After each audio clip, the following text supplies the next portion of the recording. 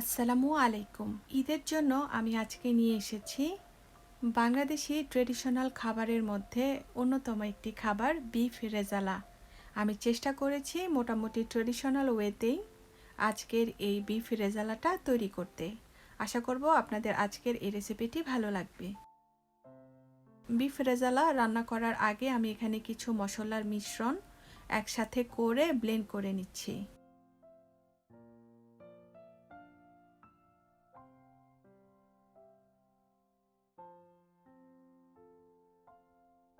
সবগুলো উপকরণের নাম আপনারা স্ক্রিনে দেখতে পাচ্ছেন।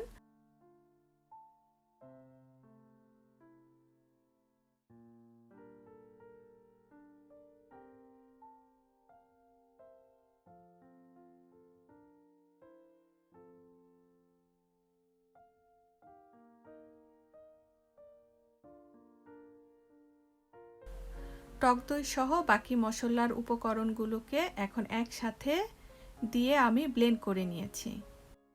আরও কিছু বাটিতে আমি এখানে আরও কিছু উপকরণ নিয়ে নিচ্ছি। এখানে আমি 2 টেবিল চামচ মালাই নিচ্ছি। অবশ্যই রেজালার মধ্যে মালাইটা দেওয়ার চেষ্টা করবেন। আমি আসলে আর মুখে সবগুলো উপকরণ বলে দিচ্ছি না, কারণ ট্রেডিশনাল রেজালার মধ্যে অনেক বেশি উপকরণ দেওয়া হয়, তো এগুলো বলতে গেলে ভিডিও অনেক বড় হয়ে যাবে, এমনকি আপনাদের মনেও থাকবে না আমি আসলে কি কি উপকরণ দিয়েছি।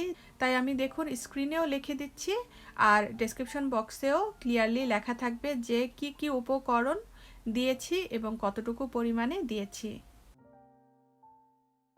এখন এই সবগুলো উপকরণও ভালো করে মিশিয়ে নিচ্ছি।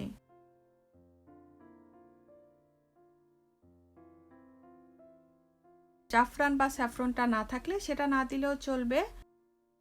এখন জাফরান আর কেওড়া জলের এই মিশ্রণটাকে মিশিয়ে এক সাইডে রেখে দিব। বিফ রেজালার জন্য আমি এখানে স্যাফরন আর কেওড়া জল মিশিয়ে নিয়েছি। দুধ, মালাই, ঘি দিয়ে একটি মিশ্রণ তৈরি করে নিয়েছি, আর এখানে দই, গরম মশলা সহ বাকি উপকরণগুলোকে ব্লেন্ড করে নিয়েছি। চুলায় একটি হাঁড়ি রেখে তেল দিয়ে দিয়েছি। তেলটা গরম হলে এর মধ্যে কিছু পরিমাণ আস্ত মশলা দিয়ে দিচ্ছি। কি কি মশলা দিয়েছি আপনারা দেখলেও বুঝতে পারছেন, আর এখানে লেখা উঠছে।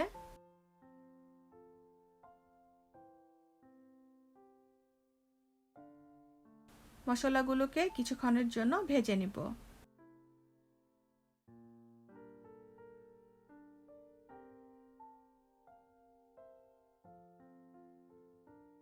পেঁয়াজটাকে বাদামি রং করে ভেজে নিচ্ছি।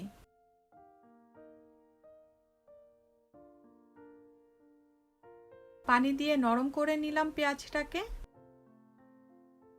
এখন এর মধ্যে দই, গরম মশলার যে মিশ্রণটা বানিয়েছিলাম সেটা দিয়ে দিচ্ছি।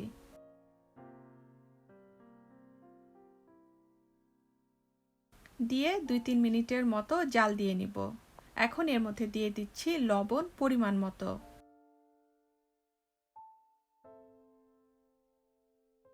লবণটা দিয়ে এর মধ্যে আমি আবারও কিছু পরিমাণ পানি দিয়ে দিলাম। এখন এই মশলাগুলোকে ভালো করে কষিয়ে নিব। দেখুন মশলা এখানে কষানো হয়ে গেছে, উপরে তেল ভেসে উঠেছে। এর মধ্যে এখন দিয়ে দিচ্ছি আমি প্রায় 1200 গ্রামের মতো গরুর মাংস। আপনারা চাইলে শুধু গরুর মাংসের হাড় ছাড়া মাংস নিয়েও করতে পারেন, কিন্তু আমার কাছে শুধু গরুর মাংসর রেজালাটা ভালো লাগে না, এই জন্য আমি এখানে কিছু পরিমাণ হাড় নিয়েছি। মশলার মিশ্রণের সাথে মাংসটাকে মিশিয়ে নিচ্ছি। ঢাকনা দিয়ে দিলাম। আপাতত এখন আমি কোনো পানি দিব না। মাংসটা রান্না হতে হতে মাংস থেকেই অনেক পানি বের হবে, আর সেই পানিটার মধ্যেই এই মাংসগুলোকে জাল দিতে থাকবো। মাঝে একবার নেড়ে চেড়ে দিচ্ছি। দেখুন এখানে কতটা পানি বের হয়েছে। চুলার আঁচ মাঝারিতেই আছে, আর এই আঁচেই মাংসটাকে রান্না করে নিচ্ছি। মাংস থেকে যে পানিটা বের হয়েছিল সে পানিটা এখানে দেখুন একদম শুকিয়ে গেছে রান্না করতে করতে। এর মধ্যে আমি দিয়ে দিচ্ছি আলু বোখারা। এখন এর মধ্যে দিয়ে দিচ্ছি আমি পানি। পানি দিয়ে নেড়ে চেড়ে রান্না করতে থাকবো মাংসটা একদম সিদ্ধ হওয়া পর্যন্ত, আর ঝোলটা ঘন হওয়া পর্যন্ত। ঝোলটা কতটুকু ঘন হবে সেটা পুরোপুরি নিজের পছন্দের উপরে। যদিও বিফ রেজালার ঝোলটা ঘন হয়ে থাকে তো সেই আন্দাজেই রান্না করে নিতে হবে। মাঝে মাঝে একটু নেড়ে চেড়ে দিতে হবে। এখানে গরুর মাংসটা সিদ্ধ হয়ে গেছে, মাঝে মাঝে আমি নেড়ে চেড়ে দিয়েছিলাম। এর মধ্যে যদি পানি দেওয়ার দরকার পড়ে তাহলে পানি দিয়ে নিতে হবে। মালাই, ঘন দুধ, বাদামের যে মিশ্রণটা বানিয়ে নিয়েছিলাম সেটা এখানে দিয়ে দিচ্ছি, দিয়ে ভালো করে মিশিয়ে নিচ্ছি।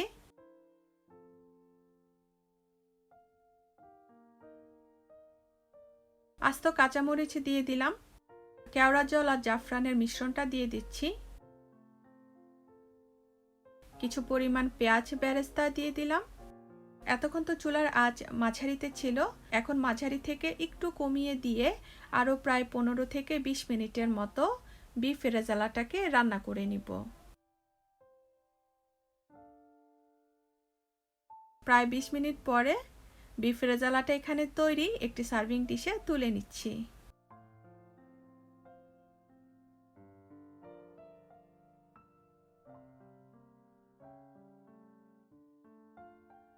তৈরি হয়ে গেল বাংলাদেশি ট্রেডিশনাল বিফ রেজালা।